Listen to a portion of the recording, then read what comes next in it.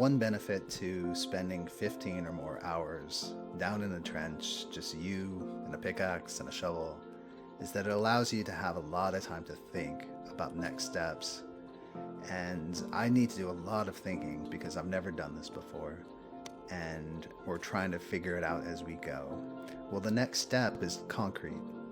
So you're gonna pour those concrete footers 10 inches, 8, 9, 10 inches or so deep. And what that footer is going to do is going to spread the load of the walls that you're going to build up in the future. So my biggest concern here at this point is I've never done it before, and I'm really worried about getting level, getting the top of the concrete leveled throughout the entire footer.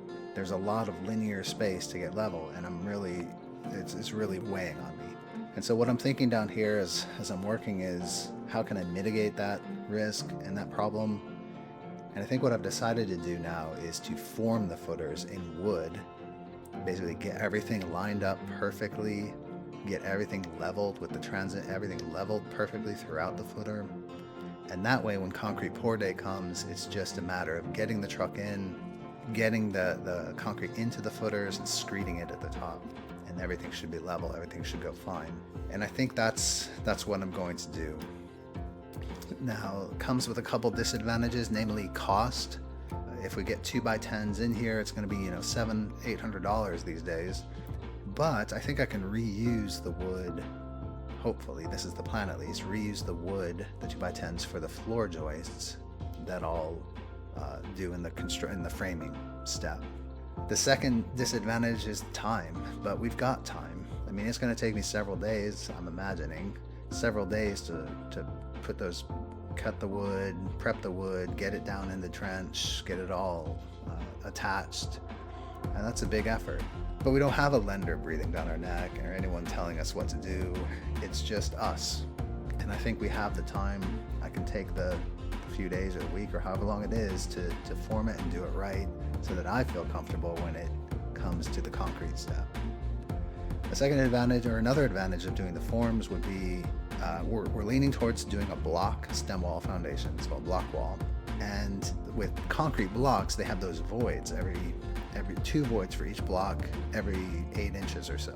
And if you're going to do vertical rebar, which is what we plan to do, you're going to need to really have that rebar line up in the very specific locations vertically so that it hits those voids in them. So all this time spent in the ditch has proved to be beneficial because now I'm thinking about things, and I think this is a good plan.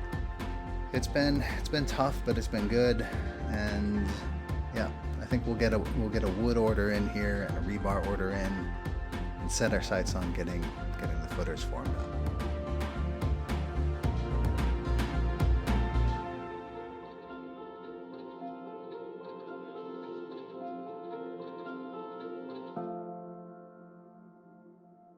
Okay, so how to take a little break here.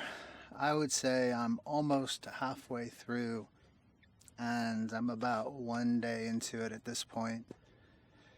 And I'm tired. I don't know how it looks out there, but this is not a job you like to do by hand. This is back-breaking work. But that's okay. We'll get it done. It's looking good though. I mean, that looks pretty good, doesn't it? So I'm happy about that. Just gonna power through it, keep going, buy some ibuprofen on the way home.